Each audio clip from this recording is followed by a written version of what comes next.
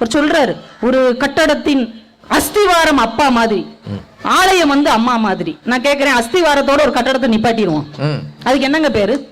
அது வேணாம்மா, பேர் வேணாம். என்ன சொல்லுவாங்க, வேற அஸ்திவாரத்தோட நின்றுச்சுன்னா அப்படியே நிக்குதுன்னு வாங்க இப்படி சொல்லுவாங்கல்ல. ஆனால் அது முழுமையாக எழுப்பப்பட்டால் தானே அது முழுமையான ஆலயம்னு அர்த்தம். அப்ப தொடங்கி வைப்பது ஒருவேளை அப்பாவாக இருக்கலாம், அதை நிறைவு செய்வது அம்மாவாகத்தான் இருக்க முடியும்னு அவங்களே ஒத்துக்கிட்டாங்க. எதுக்கே இப்படி போய் மாட்டிக்கிறீங்க? வாயை வச்சுக்கிட்டு சும்மா இருந்தா தானே தண்ணியை குடிக்கிறாங்க. ஆனா இந்த அணி வாய் திறந்தாலே பொய் தான், அதனாலதான் இப்படி தண்ணி குடிக்கிறாங்க. உப்ப தின்னவன் தண்ணி குடிப்பான், தப்பு செஞ்சவன்.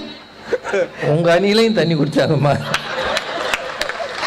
அவங்க தங்களுடைய பேச்சை ஜீரணித்துக் கொள்வதற்காக தண்ணீர் குடிக்கிறார்கள். இவர் அவ்வளவு ஜீரணிக்க முடியாத பேச்சாது. அவர் அந்த 15 மார்க் பரமசிவம் 15 மார்க் வந்துச்சு பாத்தீங்களா? அவர், என் அப்பா அடித்த அடி எனக்கு இன்னும் தழும்பு இருக்கிறது பார்க்கிறீர்களா அப்படின்லாம் சொன்னார் பாத்தீங்களா? அப்பெல்லாம் எதுவும் செஞ்சிடாதீங்க நீங்க. அதுவே ஒரு பெரிய பொய் தாங்க. நான் ஒரு வீட்டுல நான் கேட்கிறேன், ஒரு 6வது 7வது படிக்கிற பையன் அப்பா போட்டு அடின்னு அடிக்கும் போது என்ன நடக்கும் தெரியுமா? அம்மா குறுக்கே விழுந்து அத்தனை அடிகளையும் அம்மா தாங்க தாங்கி இருப்பார். நீங்க ஒரு தழும்பு தாங்கி இருப்பீங்க, உங்களை காப்பாற்றும் போது பல தழும்புகளை உங்க அம்மா தாங்கி இருப்பார். நீங்க போய் கேட்டு பாருங்க. நீங்க உங்க அம்மாட்ட பேசினா தானே. என்ன நேரமா உட்காந்து கனவு உலகத்திலேயே வாழ்றது. எங்க அப்பா உங்களுக்கு கேட்டதையெல்லாம் வாங்கி தருவார், அப்பா கேட்டதையெல்லாம் வாங்கி கொடுப்பார். ஆனால் அம்மா உங்களுக்கு எது ஒத்துக்கொள்ளுமோ அதை மட்டும் தான் வாங்கி தருவார். அப்பா கண்டதையும் வாங்கி கொடுப்பார். நூடுல்ஸா வாங்கிக்கோ, பீஸாவா வாங்கிக்கோ. அம்மா அப்படி செய்ய மாட்டாங்க. இந்த பிள்ளைக்கு நீங்க அந்த அன்னைக்கே ரொம்ப ஜாலியா அடிக்கிறீங்க, பணம் வாங்கிட்டீங்களா? அப்படி பணம் கொடுக்குற ஆளுகளா? கவனம் பாருங்க, உங்ககிட்ட உள்ளதையும் வாங்கிட்டு போயிருங்க. அதுக்கு இதுல அப்பாவுடைய வேர்வை உப்பு கறிக்கும் எடுத்து சாப்பிட்டு பார்த்திருக்காரு. எங்க அம்மாவுக்கு வேர்ப்பதே இல்லையா? அம்மாவுக்கு வேர்க்குங்க. அம்மாவுக்கு ஆபீஸ் இல்லையா? வேலைக்கே போகாத அம்மாவுக்கும் அலுவலகம் உண்டு, அதன் பெயர் சமையல் அறை. அதன் சம்பளம் பிள்ளைகளின் ஆரோக்கியம் மட்டும்தான். யோசிச்சு பாருங்க, தாயோடு அறுசுவை உணவு போகும் என்று நம்மளுடைய தமிழ் இலக்கியம் சொல்லி இருக்கு. இன்னைக்கு மத்தியானம் ஹோட்டல்ல சாப்பிட்டோம் சார், மீன் குழம்பு ராஜ்குமார் சார் 2 தடவை ஊத்தி சாப்பிட்டார், அப்புறம் 3ஆவதும் ஊத்தி சாப்பிட்டார். தனியா போய் சாப்பிடணும், கண்டவங்க கண்ணில் படாதீங்கன்னு சொன்னேன். 3 தடவை ஊத்தி சாப்பிட்டுட்டு அவர் ஒரு வார்த்தை சொன்னாரு, என்ன இருந்தாலும் எங்க அம்மா வைக்கிற மீன் குழம்பு மாதிரி இது இல்லைன்னு சொன்னார். இன்னும் உங்க இதயத்துக்குள்ளே அம்மா சமைச்சு கொடுத்த சாப்பாடின் ருசி இருக்கிறதா இல்லையா? நீங்க உலகத்திலே ருசியான உணவு எது தெரியுமாங்க? அம்மா கையால ஊட்டி விட்டு சாப்பிட்டோம் இல்லையா, அந்த உணவு தான் உலகத்தின் ருசியான உணவு. நீங்க எந்த 5 நட்சத்திர ஹோட்டலிலும் அந்த உணவு சாப்பிடவே முடியாதுங்க. பயங்கரம். அதே நாகர்கோவில்ல தாங்க அப்பா மார்க்கெட்டில் மூடை தூக்குவார். மார்க்கெட்ல அப்பா மட்டுமா திரியிறாங்க, நீங்க மார்க்கெட்டுக்கு போனதே இல்லையா? அப்பாக்களாவா இருக்காங்க. அந்த மீன் விற்கிற பெண்களை நீங்க பார்த்தது இல்லையா? அதிகாலை 3 மணிக்கு எந்திரிச்சு வேகுன்னு போய் மீன் வாங்கி கூறு வச்சு 9 மணிக்குள்ளே இந்த மீனை வித்தாத்தான் அந்த பணத்தை கொண்டு போய் என் பிள்ளைகளுக்கு சோறு பொங்க முடியும் என்று எத்தனை தாய்மார்கள் அங்க மீன் வித்துட்டு இருக்கிறாங்க. ஒரு கூடையில தன்னால் சுமக்க முடியாத அளவுக்கு கீரைகளை சுமந்து தெரு தெருவாக அலைகிற கீரைக்கார அம்மாவை நீங்கள் பார்த்தது இல்லையா? தயிர்கார அம்மாவை பார்த்தது இல்லையா? எத்தனை அம்மாக்கள் வயசான காலத்துல கூடங்க தெருவுல வேப்பங்குட்டை பொறுக்கி அந்த பணத்தை வைத்து தன் பிள்ளைகளுக்கு ஏதாவது செய்ய முடியுமா என்று யோசிக்கிறவள் தாங்க தாய்.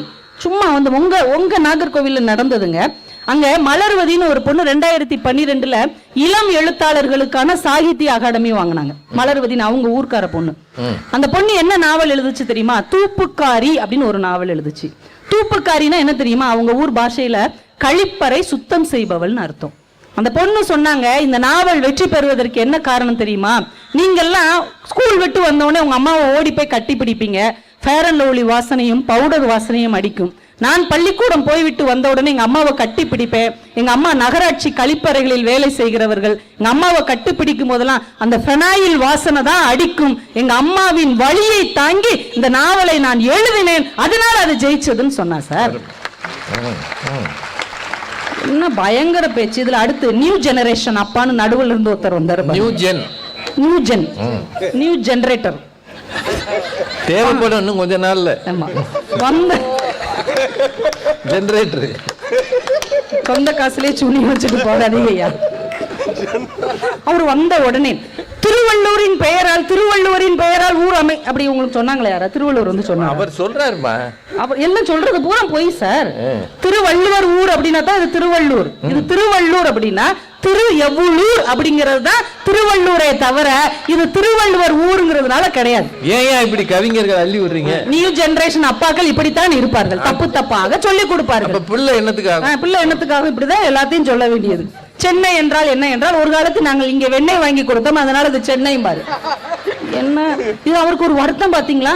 கணவன் மனைவியோட சர்ச்சுக்கு வரும்போது அப்ப மட்டும்தான் பெண்கள் மரியாதை கொடுக்கறாங்க, வீட்டுக்குள்ள மரியாதை கொடுக்கறாங்களா? உங்களுக்கு இதுவே அதிகம்.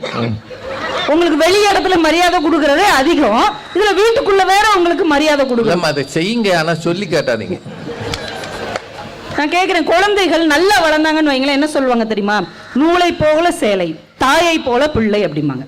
கொஞ்சம் உருப்படாம தெரிஞ்சிச்சுன்னு வைங்களேன், அப்பனுக்கு பிள்ளை தப்பாம பிறந்திருக்குமாங்க. இதுங்க உண்மை.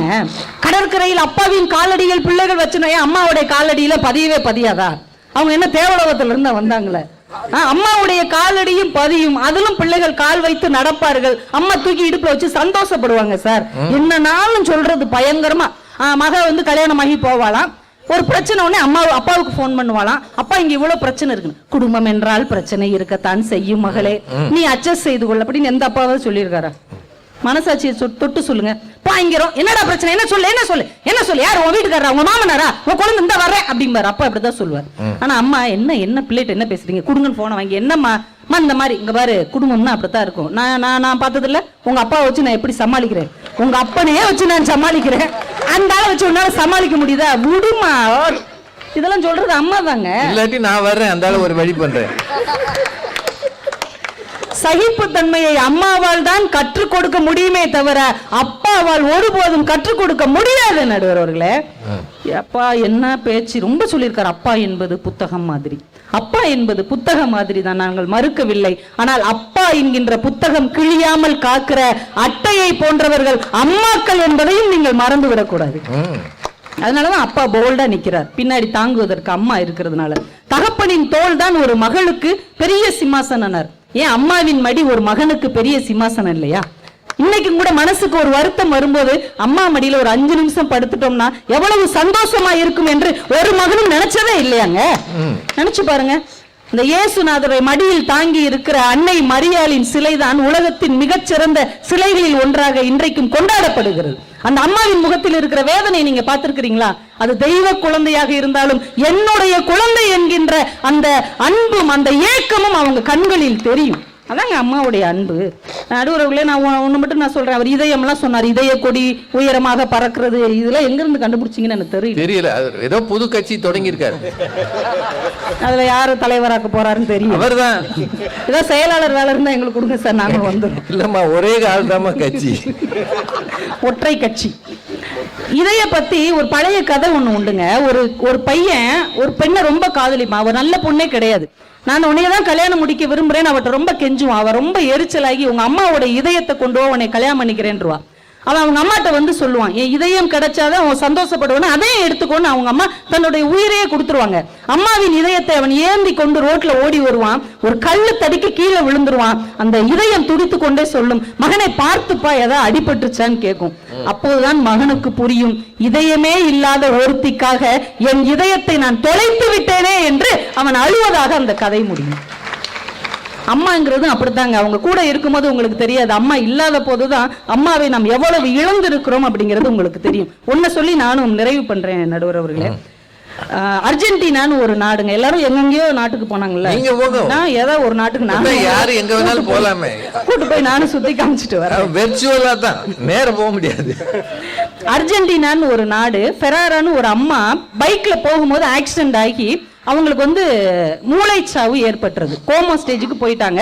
அவங்கள ஆஸ்பத்திரியில சேர்த்திருக்கிறாங்க. 10-15 நாள் வச்சு பார்த்தாச்சு. இனிமே அவங்க பிழைக்க வாய்ப்பே இல்லை. அந்த குடும்பம் ஒத்துக்கொண்டு கையெழுத்து போட்டால் அவங்களுக்கு வந்து அவங்களுடைய உறுப்புகளை ஒரு 7-8 பேருக்கு கொடுத்து காப்பாத்தலாம்னு மருத்துவர் சொல்றார். அப்ப கடைசி நாள் அந்த தகப்பனார் தன் பிள்ளைங்க உறவினர்களை எல்லாம் கூட்டு வந்து அந்த மூளைச்சாவு அடைந்த மனைவிக்கு பக்கத்துல நிக்க வைக்கிறாரு. எல்லாரும் சுத்தி நின்று வருத்தத்துல நிக்கிறாங்க. 1.5 வயது மகள், அந்த அம்மாவுடைய மகள், இன்னும் பால் குடியை மறக்காத மகள், அவங்க அம்மா கையை பிடித்து கொண்டு அப்படியே ஏங்கி அழுகிறாள்.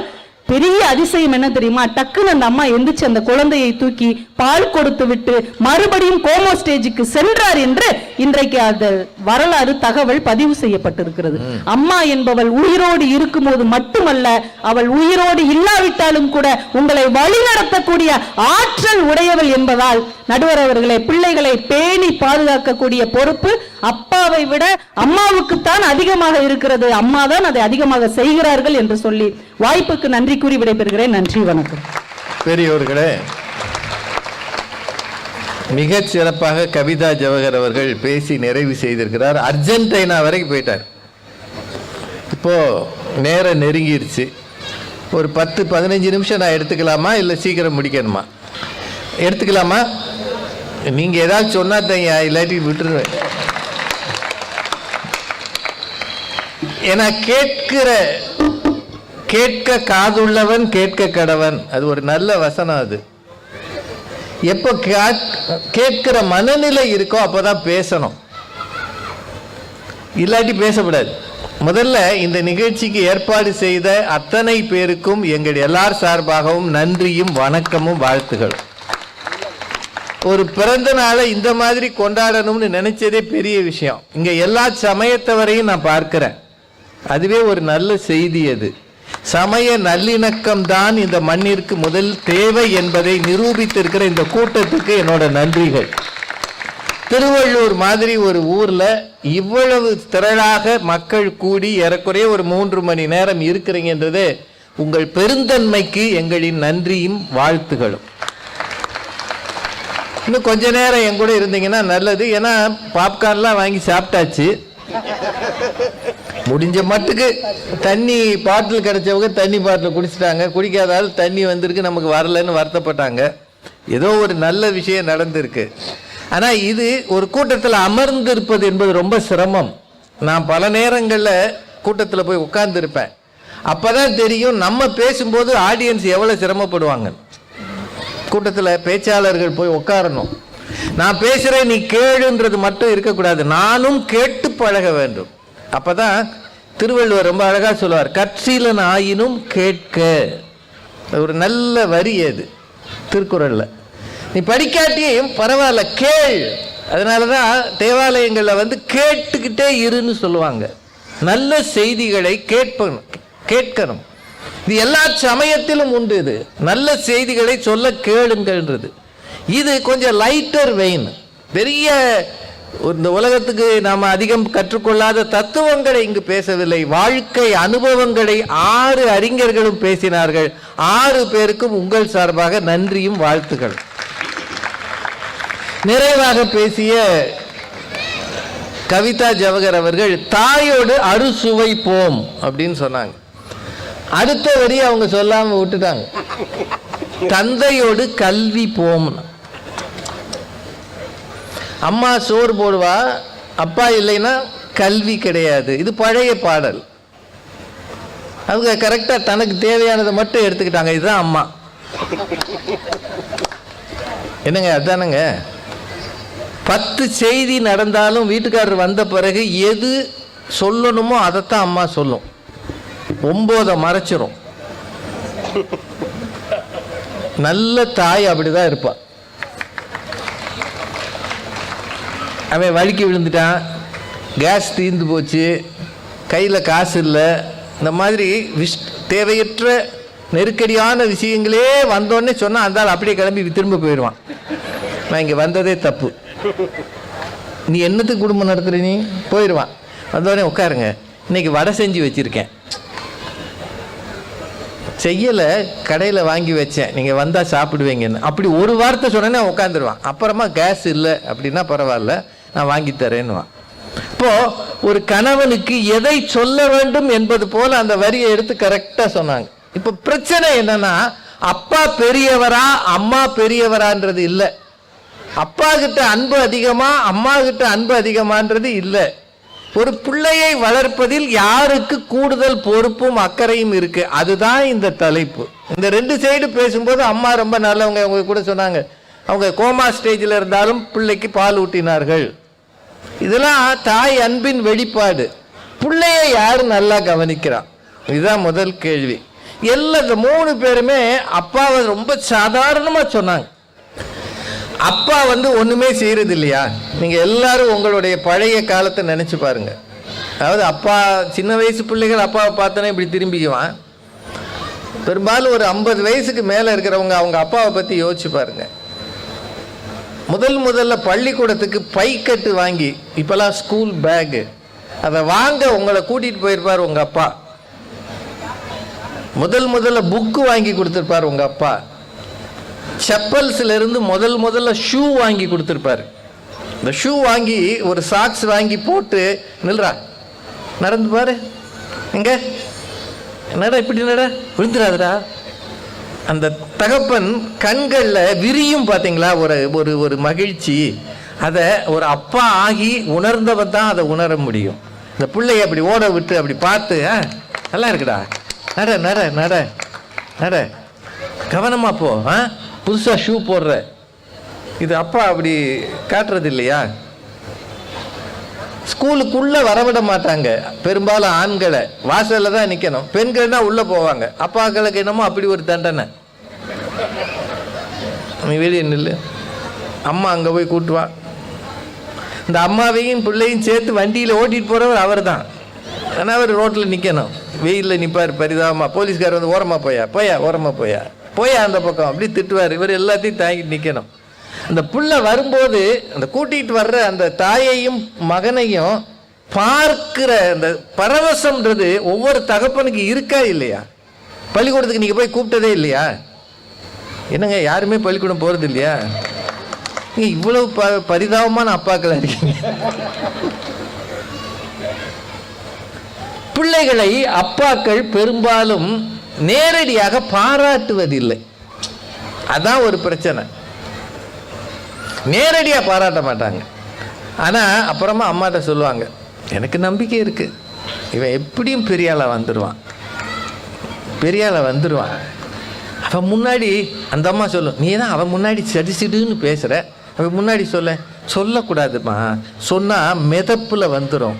பிள்ளைய அப்பப்போ தட்டி வைக்கணும், அப்பதான் அவன் சரியா வளருவான். இது சொல்றது அப்பா. அதனாலதான் பிரம்பை நாடாதவன் தன் மகனை பகைக்கிறான் இருக்கு. ரொம்ப கடுமையான சொல்லது. இன்னைக்கு பிரம்பை நாடுவதே இல்லை. இந்த கல்வி முறையை நினைச்சாலே கவலையாக இருக்கிறது. மாணவர்கள் ஆசிரியர்களை பார்த்து மிக கடுமையாக நடந்து கொள்கிறார்கள். மாணவர்களை விட பெண் ஆசிரியர்கள், ஆண் ஆசிரியர்களை விட பெண் ஆசிரியர்கள் ரொம்ப சிரமப்படுறாங்க. நான் நிறைய பேர் சொல்ல கேட்டிருக்கிறேன். கையில மொபைலை வச்சு அந்த ஆசிரியையை பிள்ளைகள் படம் எடுக்கிறார்கள். இதை நீ கம்ப்ளைண்டாகவும் சொல்ல முடியாது. ரொம்ப நெருக்கடியான ஒரு காலம். காரணம் என்னன்னா, யாரும் பிள்ளைகளை கடிந்து கொள்வதில்லை. உங்கள் பிள்ளைகளை கண்டிப்போடு வளர்க்கவில்லை என்றால் நீங்கள் பெற்றோர் அல்ல, பிள்ளைகளுக்கு விரோதிகள் தான். இதுதான் உண்மை. கட்டாயம் பிள்ளைகளுக்கு கண்டிப்பு வேண்டும்.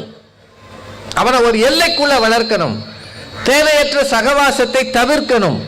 அங்க என்னடா நிக்கிற, என்ன எந்நேரமும் மொபைல்ல பேசுற, யாரோட பேசுற? ஆசிரியர்களை பற்றி தவறாக சொல்லுகிற பிள்ளைகளை பெற்றோர் நிதானமாக விசாரிக்கணும். அவன் சகவாசம் என்ன, யாரோடு பழகிறான் என்பதை தெரிந்து கொள். இத்தனையும் செய்கிறவர் யார்? அம்மாவா அப்பாவா? சொல்லுங்க, நீங்க தான் சொல்லணும். அம்மா சொல்ல, என் பிள்ளைக்கு ஏகப்பட்ட ஃப்ரெண்ட்ஸ், அவன் கண்டா அப்படி வந்து அப்புறானுக்கு, அவனை ஒரு நிமிஷம் வீட்டில் இருக்க விடுறதில்ல, எல்லா இடத்துக்கும் இவனை தான் கூட்டு போறாங்க. என் பையன்தான் ஃப்ரெண்ட்ஸ் மத்தியில் ஹீரோ. இப்படி அம்மா பெருமைப்படுவா. அப்பா தான் சொல்லுவாரு, அவங்க முகரம் ஒண்ணுமே சரியில்லையே. ஏய், இதெல்லாம் உன் ஃப்ரெண்ட்ஸா? ஒரு பைய கூட ஒழுங்கா முடி வெட்டல, ஏன்னா தலைக்கு மேல பந்தல் மாதிரி வளர்த்திருக்கான். அவன்லாம் உனக்கு ஃப்ரெண்டாடா? எங்க இருந்துடா வந்தாவன்? அவன் யாரா? எந்த ஏரியாடா? சொல்றா. ஏண்டா 4 பேர் பைக்கில் போனீங்க, 4 பேர் போகலாமாடா? பிடிச்சா என்னடா ஆகும்? விழுந்தீங்கன்னா என்னடா ஆகும்? இதெல்லாம் சொல்றது யாரா இருக்கும்ன்றீங்க? சொன்னோன்னே அவன் சொல்லுவான், உனக்கு ஓட்ட தெரியாது, அதுக்கு நானா கிடைச்சேன், நீ ஒத்தையிலே ஒழுங்கா ஓட்ட மாட்ட, நாங்கள் 4 பேர் வீலிங் பண்ணுவோம்னுவான். வீலிங்னா என்னன்னா ஒத்த வீல்ல ஓட்டுறது. ஆனா அம்மா அதை பெருமையா நினைப்பா, அப்பா அதன் ஆபத்தை உணர்ந்து கண்டிப்பார். இப்ப யாரு பிள்ளைய வளர்க்குற? என்னங்க இது முக்கியமான இடம். இவங்க வாட்டுக்கு 3 பேர் அப்பான்னா சாதாரணமாக பேசிட்டாங்க. அப்பா இல்லாத ஒரு வீடு யோசிச்சு பாருங்க, பாதுகாப்பு வேலி இல்லாத நிலம் மாதிரி இருக்கும். எந்த ஆடு வந்து அதில் தின்னுட்டு போயிடும்.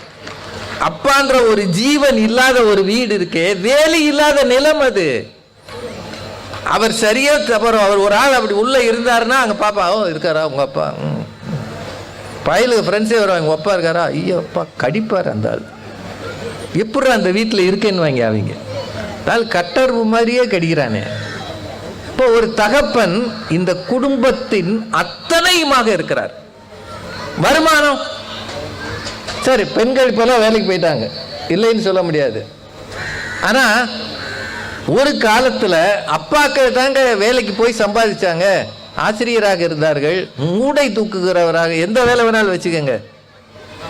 இன்னைக்கு இந்த பரோட்டாவை பற்றி பேசினாங்களே, பரோட்டா மாஸ்டர்ஸாக வேலை செய்கிறது ஆள்களை நீங்கள் பார்த்துருக்கீங்களா? பரோட்டா வாங்க போவீங்களா இல்லையா? மழை பெஞ்சதுன்னா மதுரையிலலாம் பரோட்டா கடையில் தாங்க கூட்டம் இருக்கு. மழை பெஞ்சு முடிச்ச உடனே கும்பல் போய் அப்படியே அப்புது, எவ்வளவு இருக்கு அள்ளிட்டு போயிடுறாங்க. அங்கே அந்த பரோட்டா போடுறவனை பார்த்துருக்கீங்களா? அவன் உடம்பு அப்படி இருக்கும், மஸ்து, அது சரியான ஆளாக இருக்கும். அவன் குத்துற குத்துல தான் அந்த பரோட்டா அப்படி பெருசாகிறது. அதுக்கப்புறம் அதை வந்து ஒரு பெரிய அளவில் அப்படி விசிறி விடுவான் பாருங்க, இந்த சைஸுக்கு வரும். எதுக்கு அவ்வளோ சைஸுக்கு அதை விரிச்சான்னு தெரியாமல் திரும்ப சுருட்டிடுவான். ஏய் நீ தான் விரிச்சிய,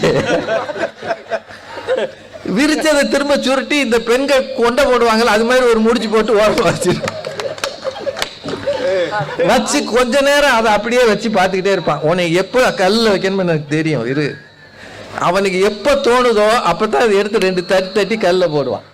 போட்டு அதை எடுப்பான் பாருங்க. இந்த பரோட்டா மாஸ்டராக வேலை செய்கிறது எவ்வளோ சிரமம் தெரியுமா? ஏன்னா சாதாரண அடுப்புகள் அது வேகாதுங்க. சாதாரண வீட்டில் ஏன் பரோட்டா சரியாக வரமாட்டேங்குதுன்னா, அந்த அளவு திக்னஸ் இருக்கிற அந்த கல்லில் அது வெந்தாதான், அவ்வளவு தீயில் அது வெந்தாதான் அந்த பரோட்டா பக்குவமாகும். நீங்கள் வீட்டில் யாராவது பரோட்டா பண்ணுறேன்னு சொன்னீங்கன்னா அது வேலைக்கு ஆகாது. நீங்கள் சொன்னாலும் அந்த அம்மா செய்ய போகிறது இல்லை. அப்படியே நீங்கள் செய்யின்னு சொன்னீங்கன்னா அது உங்களுக்கு தலைவிதின்னு அர்த்தம். ஏன்னா அவ்வளோத்தையும் மாவு பேசுகிறது நீங்களாக தான் இருக்கும். சப்பாத்தியே நமக்கு வரமாட்டேங்குது, பரோட்டா எங்கே வரும்? இப்போ அந்த வெப்பத்தில் நிற்கிறான் பாருங்க உடம்புல. எத்தனை மணி நேரம் ஐயா? சாயந்தரம் 6 மணிக்கு போனா 12 மணி வரைக்கும் நிற்பான். அவன் உடம்புல என்னையா இருக்கும்? வியர்த்து கொட்டிக்கிட்டே இருக்கும். அதுல கொஞ்சம் இதுலயும் சேரும்னு வைங்க. என்ன பெருசா கேட்டு போச்சு. ஏன்னா உப்பு எப்படி இருக்கிறதுலாம் பேசுனாங்க இல்லையா? அந்த ஆளுக்கு உடம்புல என்ன ஒரு சூடு ஏறும். எதுக்காக வேலை செய்யறான்? அவன் ஒரு 4 இட்லியை சாப்பிட்டுட்டு வீட்டில் போய் பேசாம படுத்து தூங்கலாம்ல. இந்த 500 1000 இருக்கிறதுனால தான் தான் பிள்ளையும் மனைவியும் வீட்டில் சந்தோஷமா இருக்காங்கன்னு நினைக்கிறானா இல்லையா? ஏன் அவரை யோசிக்க மாட்டேங்கிறீங்க? அப்பானா அவ்வளவு சாதாரணமா? ஒவ்வொரு பிள்ளைகளின் வளர்ச்சியிலும் வேற ஒன்றும் வேண்டாம். காலேஜில் சேர்த்துருக்கோம் அல்லது பள்ளிக்கூடம், இப்போல்லாம் காலேஜுக்கே போவேனா, +2லயே பயலுக்கு வில்லங்கம் பண்ணிட்டு வந்துடுறாங்க. இந்த பயலுக்கு +2லயே ஆசிரியர் கையை ஓங்குறான், அல்லது காலேஜ் ஸ்கூலில் பிரச்சனை பண்ணுறான், அல்லது அருவாளை வச்சு கேட்க வெட்டுறாங்க. ஸ்கூல் பசங்க சார் அருவாளை வச்சு கேட்க வெட்டுறான். உடனே ஸ்கூல்ல இருந்து கூப்பிடுவாங்க. யாரை கூப்பிடுவாங்க? You call please bring your mother. அந்த அம்மா சொல்லும், கேக்குனா என் பிள்ளைக்கு ஒன்றுமே தெரியாதுங்க ஐயா. அவன் கேக்கையே பார்த்து அருவாளா அப்படிதானே சொல்லும். அப்பா வந்தோடனே சப்புன்னு ஒரு இருக்கு கொடுப்பார். ஏண்டா எனக்கு தெரியாம பள்ளிக்கூடத்தில் கலவரம் பண்ணியா, தொலைச்சு விடுவேன் நாய் சொல்வாரே இல்லையா? இப்போ தவறு கண்ட இடத்து நீங்களே சமூகமே முதல் கேள்வி யாரை கேட்கிறது?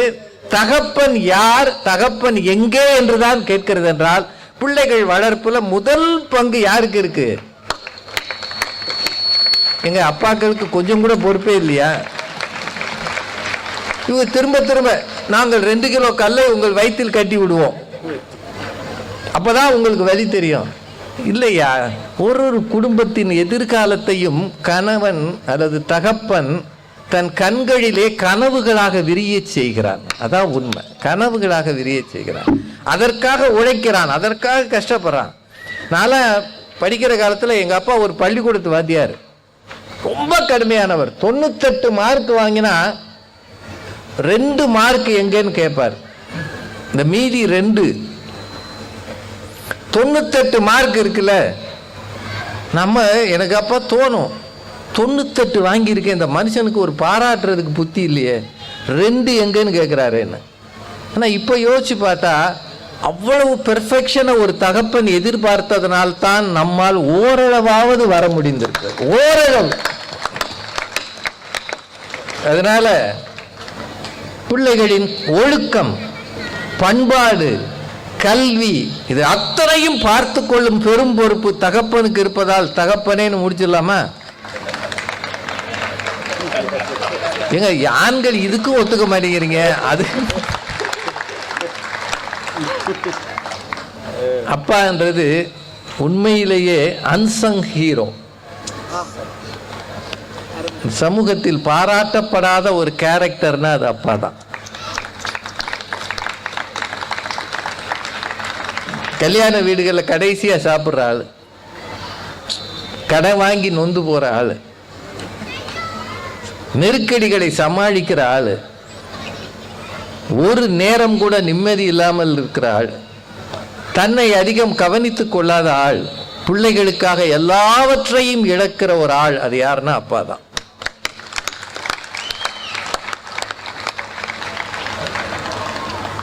ஒரு தகப்பன் சரியாக இருந்தால் பிள்ளைகள் சரியாக இருப்பார்கள், தகப்பன் சரியில்லை என்றால் பிள்ளைகள் சிரமப்பட்டு போவார்கள். இதுதான் உண்மை, அதில் எந்த மாற்று கருத்து இல்லை. அது பிள்ளைகளுக்கு மட்டும் இல்லை, அந்த மனைவிக்கும் தான். அதனால் தயவு செய்து அப்பா என்கிற ஒரு உயரத்தை எந்த காரணம் கொண்டு குறைத்து விடாது. அப்பாக்களும் நல்ல அப்பாக்களாக இருக்க முயற்சி செய்யும். ஏன்னா ரொம்ப ஈஸி அப்பா ஆவது, ரொம்ப கடினம் அப்பாவாக வாழ்வது.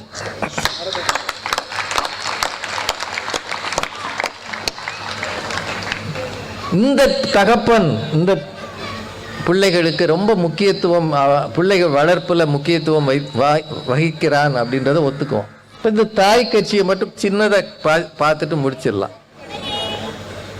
இவங்க ஒன்று சொன்னாங்க, உடல் நலம் பேணுவது யார்? உடம்பு சரியில்லைன்னு அம்மாட்ட போய் சொல்றதுக்கும் அப்பாட்ட சொல்றதுக்கும் வித்தியாசம் இருக்கும். அப்பாட்ட போய் சொல்லுங்க உடம்பு சரியில்லை, போற நீ நோஞ்சாம் பைய என்னைக்குன்னு பிறந்தியோ, என் நேரமும் சீக்குனே இருக்கிற, ஒழுங்கா தின்னணும், வயிறு சரியில்லைன்னா கண்டதையும் தின்றுப்ப, உடம்பு சரியில்லைன்னா கேள்விகளால் துடைப்பது தகப்பன், ஆனால் ஆதரித்து அரவணைப்பது தாய். நீங்க யோசிச்சு பார்த்தீங்கன்னா தெரியும். உங்களுக்கு உடம்பு சரியில்லைன்னு வீட்டில் படுத்திருந்தீங்கன்னா மிட் நைட்ல எந்திரிச்சு அம்மா தொட்டு பார்ப்பாங்க, பார்த்துருக்கீங்களா? அப்பா அங்கே ஒரு பக்கம் டர்ரு புருன்னு சவுண்டு விட்டு தூங்கியிருப்பாரு. ஆனால் அம்மா திடீர்னு எந்திரிச்சு இப்படி தொட்டு பார்த்து நம்ம அப்படியே முழிச்சோம்னா, என்னடையா காய்ச்சல் இருக்கு, காய்ச்சல் அடிக்கிற மாதிரி இருக்கே அப்படின்னு அந்நேரம் ஒரு ஜபத்தை பண்ணிடுவா.